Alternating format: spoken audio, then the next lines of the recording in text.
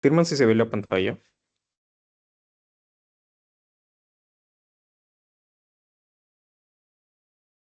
Sí se ve. Ya.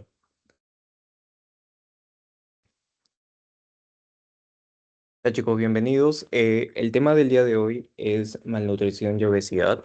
Seguramente ya lo han visto en sus clases teóricas. Es un tema bastante fácil, un tema bastante rápido de aprender, entonces aprovechenlo porque es de los más cortos, ¿no? En este segundo bloque.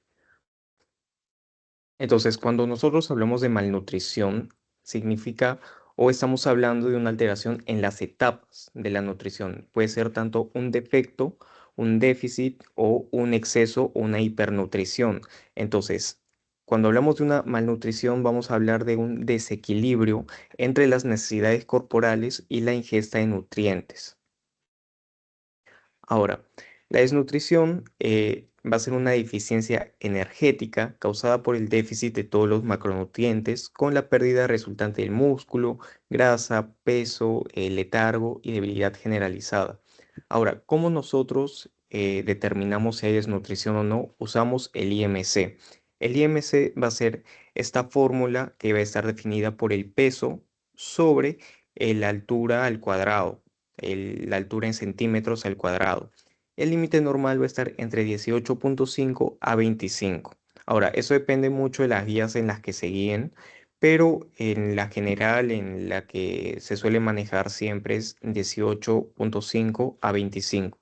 Ahora, un índice de masa corporal menor a 16 se va a considerar desnutrición. Un niño cuyo, por ejemplo, su peso sea inferior al 80% del normal, es también un niño desnutrido. Ahora, otras medidas útiles para medir la desnutrición van a ser el depósito de grasa, la masa muscular, las concentraciones circulantes de proteínas séricas. Entonces, para resumir, desnutrición va a ser cuando nosotros hemos ingerido o ingerimos menos de las necesidades de nuestro cuerpo, ¿no? En un periodo determinado. Esto va a resultar en la pérdida de la masa muscular, la grasa y componentes de nuestro cuerpo. Si nosotros queremos definir desnutrición, vemos que el IMC sea menor a 16. ¿Ya? Y como les digo, las otras medidas útiles que siempre son necesarias, ¿no? Las medidas antropométricas. Acá está la fórmula del IMC, va a ser peso sobre estatura por estatura o estatura al cuadrado. Y tenemos acá las escalas, ¿no? del IMC. Menos de 18,5 va a ser bajo peso. En general se considera que menos de 16 va a ser ya desnutrición. Entre 18,5 a 24,9 va a ser normal. Un IMC entre 25 a 29,9 sobrepeso. Uno entre 30 a 34,9 va a ser obesidad. Entre 35 a 39,9 obesidad tipo 2, entre 40 a 49,9 obesidad tipo 3 y un IMC mayor a 50 va a ser una obesidad tipo 4. Ya, entonces vamos a poner un ejemplo acá, ¿ok? Imaginemos que tenemos, esperen,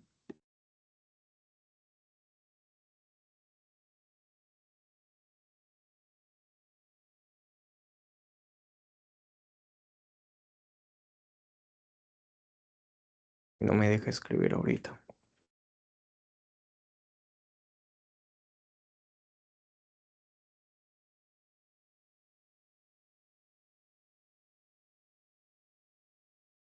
Ya, vamos a hacer con ese lápiz que no es el del mismo Teams, pero no sé por qué no me deja compartir. Supongamos que tenemos a Pedro que pesa 87 kilos. 87 kilogramos, ¿ya? Y Pedro al mismo tiempo va a medir, vamos a poner acá altura, va a medir 1,82, ¿ya? 1,82. Entonces, chicos, ahorita mismo quiero que ustedes realicen la fórmula del IMC, porque no sé si este ciclo lo hagan, pero en el anterior examen, por ejemplo, sí preguntaron, ¿no? Pidieron el cálculo del IMC. Entonces, ahorita mismo hagan el cálculo, yo también lo voy a hacer y avísenme cuánto les sale.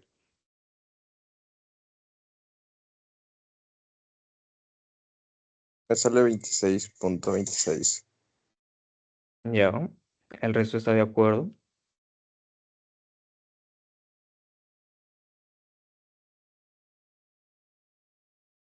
Sí, a mí me salió a mí. ¿Y a ti, Jimena? ¿Cuánto dijeron?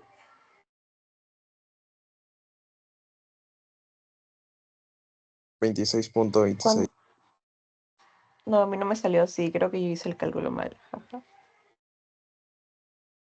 Ya, mira, el cálculo sí está bien hecho, sale 26.26. Entonces, chicos, ¿dónde creen que estaría ubicado? Viendo la tabla, ¿no? Sobrepeso. Sí, claro, sería sobrepeso, no estaría acá. Entonces, practiquen esto, si tengan un poco de cuidado porque también se pueden confundir, ¿no?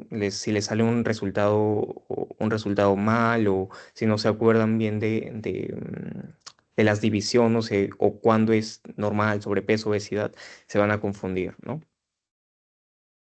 Ya. Ahora, cuando nosotros hablamos de desnutrición, vamos a tener tres tipos de desnutrición: la primaria, la secundaria y la mixta. La primaria va a ser el resultado de un déficit del aporte calórico, pero va a estar asociado a que una persona vive en determinadas situaciones, ¿no? Por ejemplo, personas con pobreza, incapacidad del anciano, un niño maltratado en países subdesarrollados asociado a pobreza porque no puede acceder a una alimentación adecuada, las incapacidades del anciano porque este mismo no puede solventar sus propias necesidades, un niño maltratado ya no, obviamente no va a ser cuidado con los requerimientos necesarios y en países subdesarrollados que, bueno, es bastante común, ¿no? Lo que es la desnutrición. Luego, la secundaria va a ser una condición resultante de la incapacidad para utilizar satisfactoriamente los alimentos o nutrientes ingeridos debido a otro factor, una enfermedad, ¿no? La anorexia, una mala absorción, si hay vómitos. Y la mixta va a ser una mezcla de estos dos, ¿no? Una lactancia materna, por ejemplo, inadecuada, asociada a infecciones, una mezcla de las dos. Hay una lactancia materna inadecuada, es decir, una primaria y probablemente la infección que sea la secundaria, ¿no?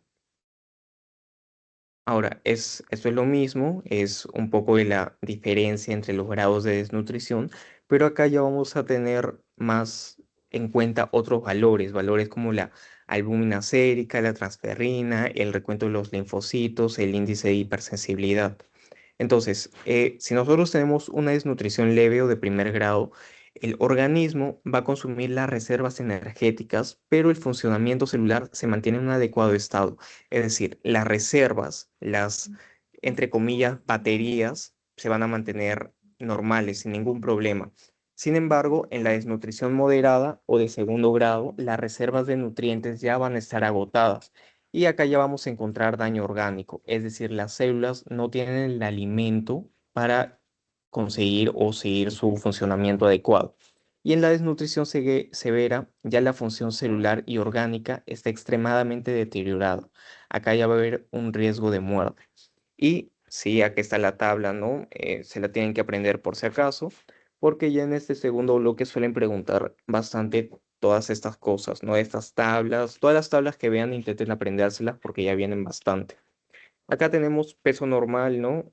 En la desnutrición leve, perdón, en la medición normal, en la desnutrición leve, en la desnutrición moderada y desnutrición grave. Vemos que el porcentaje cambia, en la desnutrición leve es de 85 a 90, moderada 75 a 85 y grave en 75. El índice de masa corporal, el IMC, lo mismo, ¿no? Una desnutrición leve de 18 a 18.9, 16 a 17.9 y desnutrición grave 16. Es justamente lo que les digo acá, chicos, ¿no? Que las tablas a veces suelen cambiar o tomar puntos de referencias distintos, porque acá vemos, ¿no? Que la desnutrición leve está siendo tomada menor a 18, pero en las tablas previas vemos que el IMC de 18.5 a menos es normal o bajo peso. Entonces, más que todo, si es que quieren hablar del IMC mismo, o les hacen una pregunta, consideren la desnutrición va a ser menor a 16, salvo la pregunta los lleve por el camino de otro tipo de tablas, ¿no? Por ejemplo, pero en general va a ser menor a 16, ¿ya? Hay otros valores también que tienen que tener en cuenta, la albúmina sérica, que va a disminuir porque no va a haber un correcto aporte de proteínas. Luego la transferrina sérica también va a disminuir. El recuento total de linfocitos disminuye, ¿no? Vemos que pasa desde 2000 hasta 800. Y el índice de hipersensibilidad retardada que también varía. Ahora, dentro de las enfermedades o sintomatologías asociadas a lo que es la desnutrición, vamos a tener lo que es el marasmo.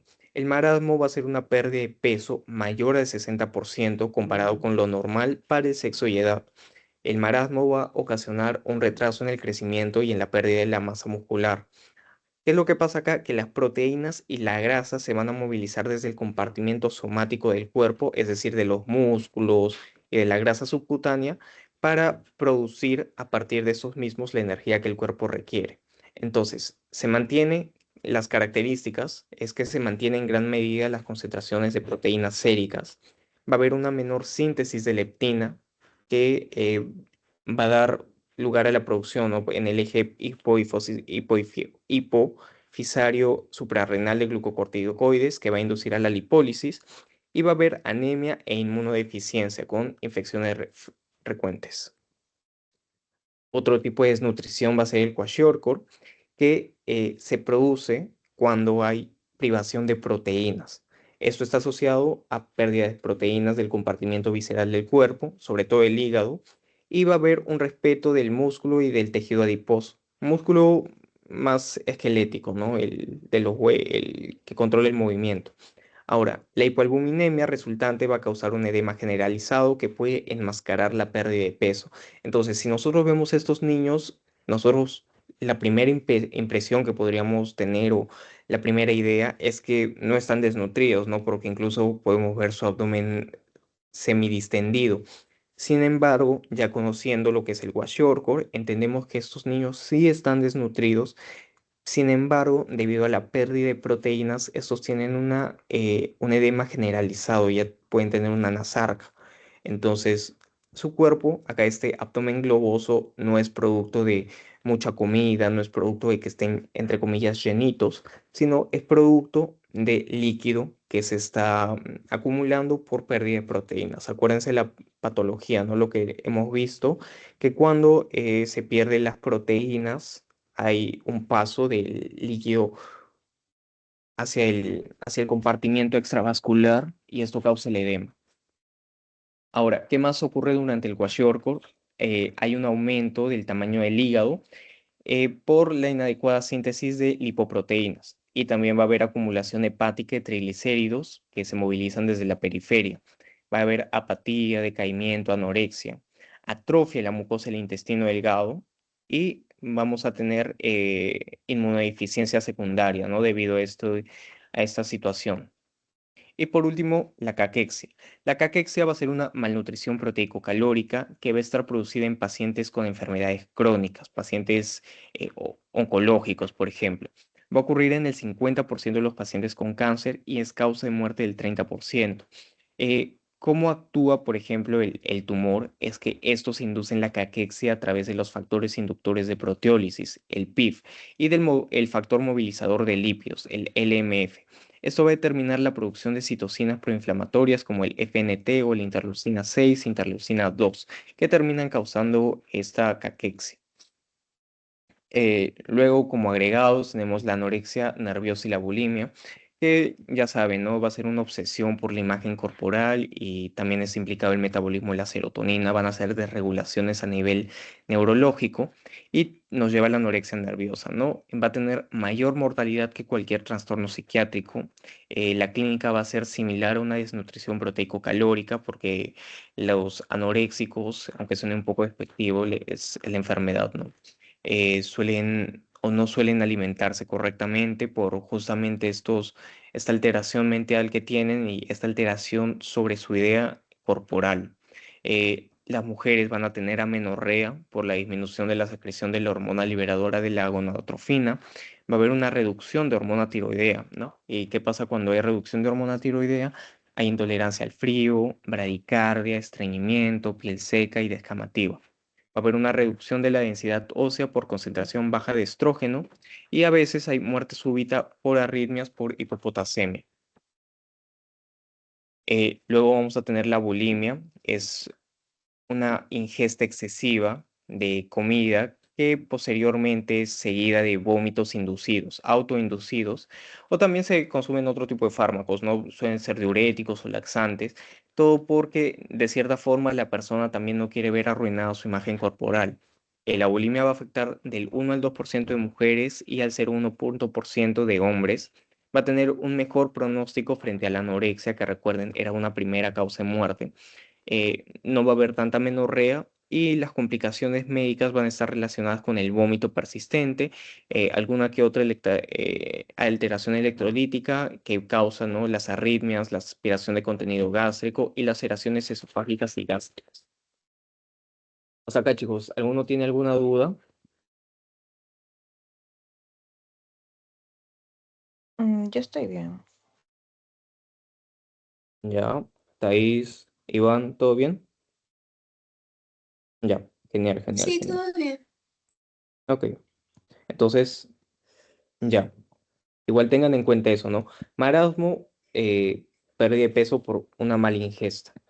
Kwashiorkor, hay baja ingesta de proteínas. En Kwashiorkor, acuérdense, es proteína. Ya, caquexia, alguna enfermedad terminal oncogénica, anorexia nerviosa y bulimia. Ahora, otro tema importante respecto a la desnutrición es lo que viene a ser la deficiencia de las vitaminas. Las vitaminas van a cumplir diversos papeles dentro de lo que es nuestro cuerpo. Por ejemplo, la vitamina A, ¿no?, que es componente del pigmento visual, mantiene epitelios especializados, resistencia a la infección. La vitamina D, que facilita la absorción intestinal de calcio y fósforo. La vitamina E, que va a ser antioxidante. La vitamina K, que va a ser cofactor en la carboxilación, en la producción hepática de procoagulantes, y los síndromes deficitarios de cada uno, ¿no? Por ejemplo, la vitamina A se suele relacionar más con lo que es el ojo, ¿no? Nos va a dar una ceguera nocturna, xeroftalmia, ceguera o también metaplasia escamosa. Puede haber vulnerabilidad a infecciones, como el sarampión. La vitamina D nos da el raquitismo o la osteomalacia. El raquitismo es en niños, no va a haber raquitismo en adultos. La enfermedad en adultos se llama osteomalacia. La vitamina E, que va a haber una degeneración espinocerebelosa, y la vitamina K, una diátesis hemorrágica. Ahora, también tienen que saber la diferencia entre las vitaminas liposolubles y las hidrosolubles. Las liposolubles van a ser la A, la D, la E y la K, el ADEC, mientras que las hidrosolubles van a ser en general todas las B, la vitamina C y esas, ¿no? Entonces, dentro de las vitaminas hidrosolubles tenemos la vitamina B1, que es coenzima de reacciones de descarboxilación, la B2, la riboflavina, que va a estar involucrada en papeles de coenzimas, la niacina, que incorpora el fosfato y está implicada en reacciones redox, la B6, que va a servir como coenzima, la B12, que es una de las más importantes porque está o se usa para el mantenimiento del folato. Esperen. Hola Eduardo, ¿qué tal? Justo estábamos en la clase. Incorpórate, normal, no hay problema, que después puedes ver en la grabación la primera parte y si es que no entiendes algo, solo paras la clase y me avisas. O sea, no esperes a que termines la idea, porque si no estás entendiendo, yo también estoy aquí para ayudarte ya. Em, y no te olvides del pretest que está en el chat, porfa. Ya, sigo. Vamos a tener la vitamina B12, ¿no? Que les decía que estaba relacionada al metabolismo del folato y la síntesis del ADN. La vitamina C, que está o interviene en reacciones redox. El folato, una función muy parecida a la que es la B12, el ácido pantenoico y la biotina. Ahora, estos también van a cargar con sus patologías. La vitamina B1 va a traer el beriberi seco, el húmedo, Wernicke y Korsakoff. La B2, arribonoflavosis, queilosis, estomatitis, glositis, dermatitis, vascularización. La niacina, pelagra, las 3D, ¿no? La pelagra viene con las 3D, que es demencia, dermatitis y diarrea. La vitamina 6, que es queilosis, glositis, dermatitis, la B12, que es enfermedad del sistema combinado, ¿no? Nos puede dar anemia en general, la vitamina C, escorbuto, el folato, la anemia megaloblástica. Ahora, es importante que, chicos, que se sepan esta tabla completa porque la que más suelen preguntar en los exámenes de este bloque. He visto que en general preguntan bastante la niacina y su relación con la pelagra. Ahora, no solo se lo aprendan como vitamina B1, B2, B6, sino también por sus otros nombres, ¿no? Tiamina, riboflavina, piridoxina, porque no vaya a ser que en el examen, que es algo que pasó el ciclo pasado, no pusieron el nombre de vitamina B, sino digamos piridoxina. Y si tú no sabías que la piridoxina era vitamina B6, no sabías quién era la que causaba la queilosis. Y acá vamos a tener los oligoelementos y los síndromes deficitarios relacionados a esto. Acuérdense que el hierro nos va a dar anemia, una anemia hipocrómica microcítica. El zinc nos va a dar acrodermatitis enteropática. El yodo, bóseo, hipotiroidismo. El yodo siempre va a estar relacionado con la función de las tiroides. El selenio, la miopatía y a veces miocardiopatía. El cobre, más que todo en la debilidad muscular. El manganeso no suele tener síndromes deficitarios y el flúor, que es la caries, ¿no? También les pueden preguntar ese, pero les reitero, chicos, que es mejor que se acuerden de todos o practiquen todos estos porque sí suelen preguntar al azar de estos. Luego pasamos a lo que es la obesidad. Es lo contrario a la desnutrición. Acá hay un exceso de o lo que es la ingesta de calorías. Y vamos a tener dos tipos de obesidad. La primera que es la abdominovisceral y la segunda que es la glútea o ginecoide.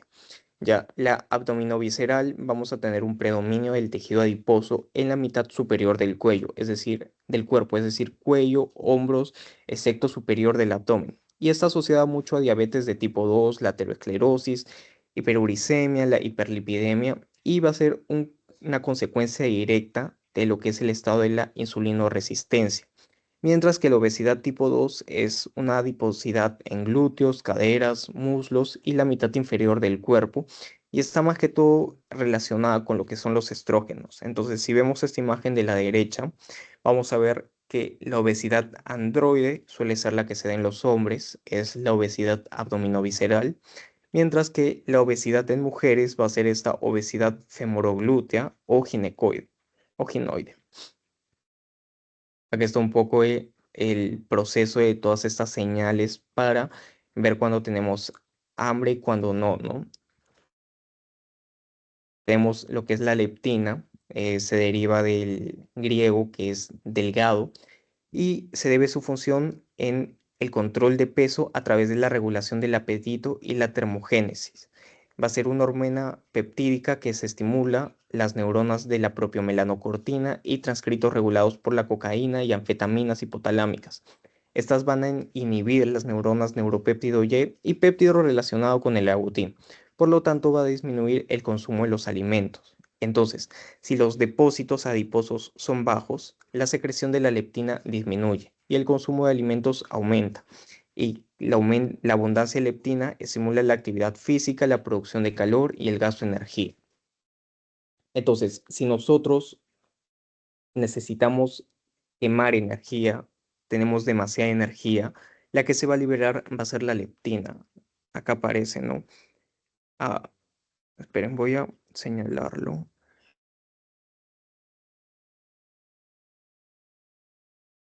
Ya, ya que está la pluma. Vemos acá la leptina que activa los circuitos catabólicos, es decir, los de destrucción, los de gasto de energía. Si nosotros necesitamos gastar energía, acuérdense chicos, va a ser la leptina. Luego tenemos la adiponectina. Va a ser una hormona polipeptídica cuya función es disminuir la entrada en el hígado de triglicéridos y estimula la oxidación de grasa en el músculo esquelético. Va a reducir la gluconeogénesis hepática y aumenta la sensibilidad a la insulina. Creo que acá no aparece, no.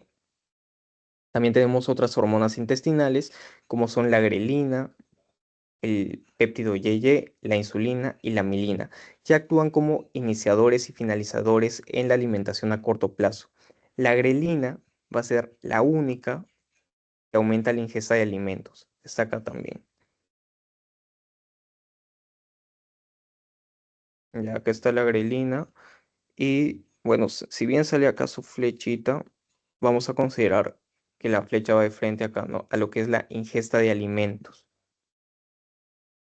Luego tenemos la administración de, bueno, ejemplos en los que la administración del péptido YY reduce el consumo de alimentos si sus concentraciones son bajas durante el ayuno y aumentan después de las comidas. También tenemos que la milina va a ser un péptido secretado con la de insulina por las células beta pancreáticas que reduce la ingesta alimentaria y la ganancia de peso. Entonces, como general, tenemos que la mayoría de esas hormonas lo que hacen es reducir el peso, ¿no? Reducir la ingesta de alimentos, a diferencia de la grelina, que lo que hace es aumentar la ingesta de los alimentos. Hasta ahí, chicos, ¿tienen alguna duda?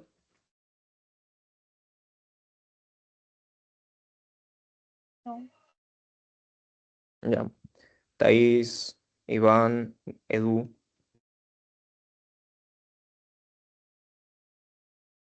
ya. Está bien, Todo bien. entonces. Ya. Y por último, tenemos un poquito de la epidemiología de lo que es la obesidad y el cáncer, ¿no?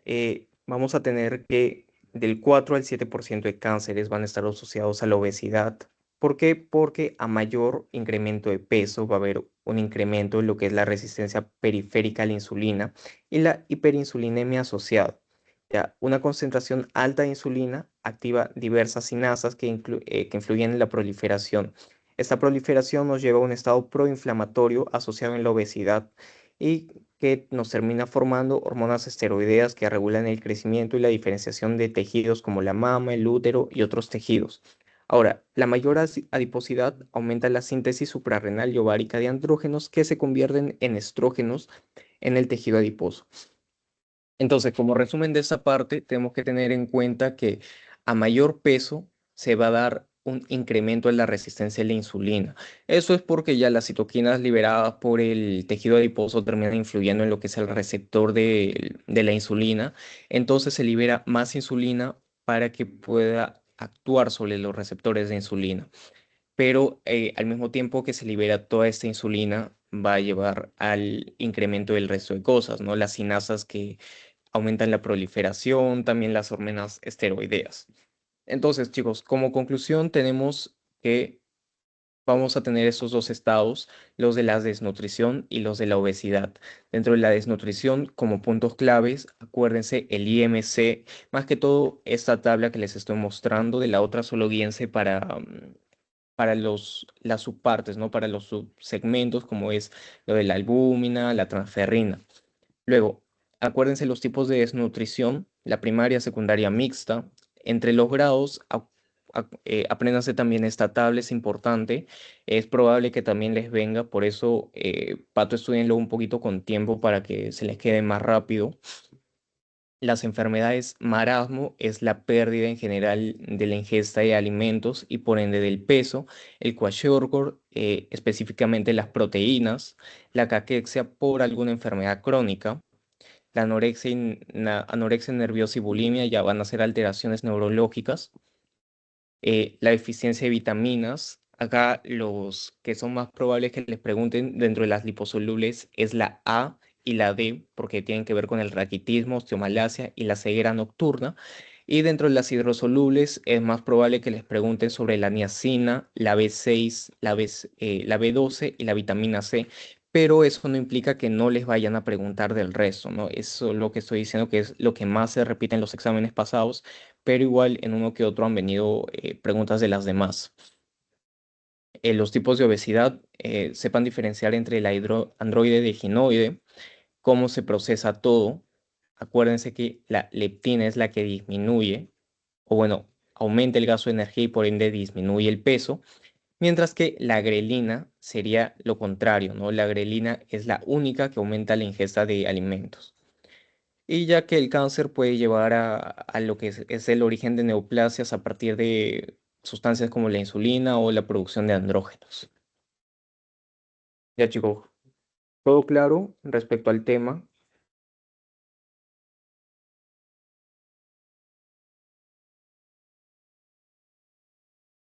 Ya, perfecto. Ahora entonces vamos a resolver su pretest antes de enviarles el post-test.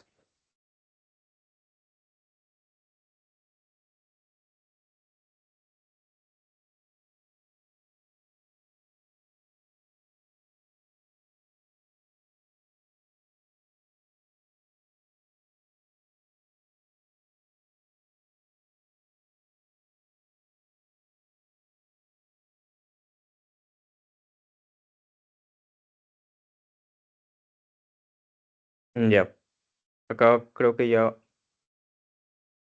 esperen, ya, no sigue grabándose. Ujú. Ya, entonces acá se puede observar el pretest, ¿no? Y la primera pregunta es, ¿cuál es el valor de IMC a partir del cual se considera como obesidad según la OMS, el primer cuadrito que se les ha mostrado? 18,5 no puede ser porque ese es el valor de peso normal, ¿no? O ya incluso se puede considerar como desnutrición dependiendo de la tabla. 30, sí, 30 sería el valor, porque 25 viene a ser sobrepeso y 35 obesidad tipo 1. Entonces, si bien esa pregunta es obesidad en general, es a partir de cuál se considera obesidad. Ahora, ¿cuáles las siguientes hormonas aumentan la ingesta de alimentos? Acuérdense que les dije que solo había una hormona, que era la que se relacionaba a la ingesta de alimentos. ¿Cuál era, Eduardo?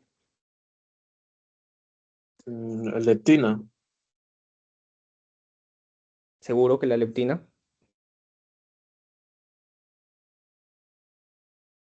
Sí, creo que sí. Ya, Iván, La grelina. ya, Thais, Sí, la grelina. ¿y tú, Jimeno? Grelina. Sí. Edu, por eso te digo, no te confundas, ¿ya? La grelina va a ser la única que va a incrementar la ingesta de alimentos. Tal vez estás confundido con la leptina porque la leptina es la que incrementa las ganas, entre comillas, de gastar ese alimento, ¿no? La que nos va a hacer perder el peso. Ahora, ¿cuál es una característica del kwashiorkor? Pérdida extrema de grasa y músculo, hipoalbuminemia y edema, consumo excesivo de alimentos seguidos de vómitos y deficiencia de hierro severa. Thais, ¿cuál es? Creo que era hipoalbuminemia y edema. Sí, Jimena, También. ya, Iván Sí, estoy de acuerdo. y Eduardo. También.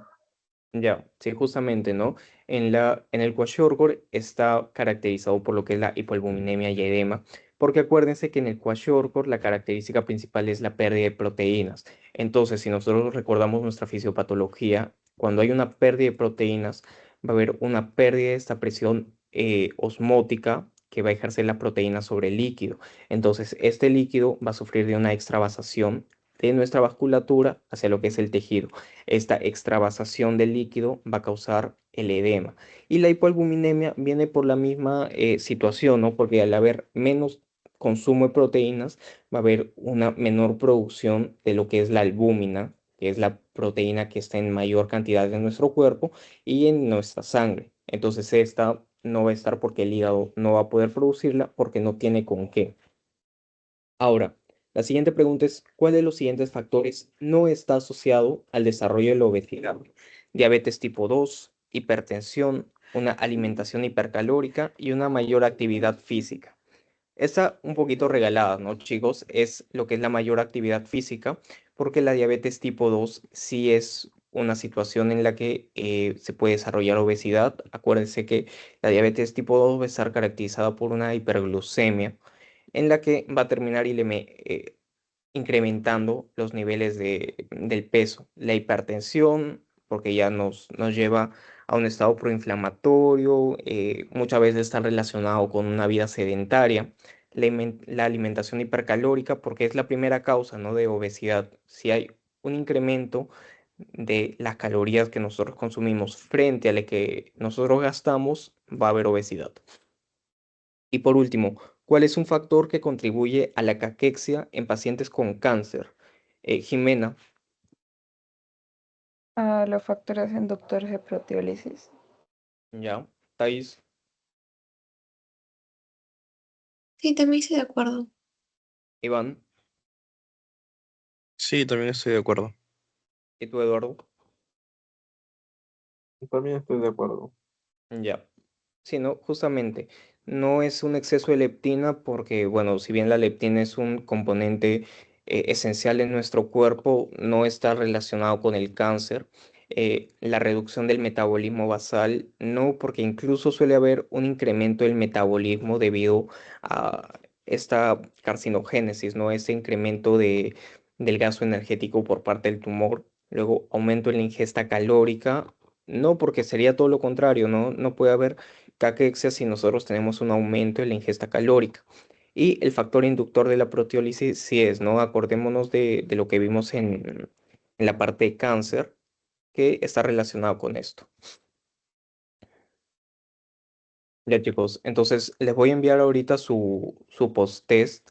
Es más probable que esta semana avancemos los siguientes dos temas para que terminemos el último antes de... Esperen, voy a dejar de grabar.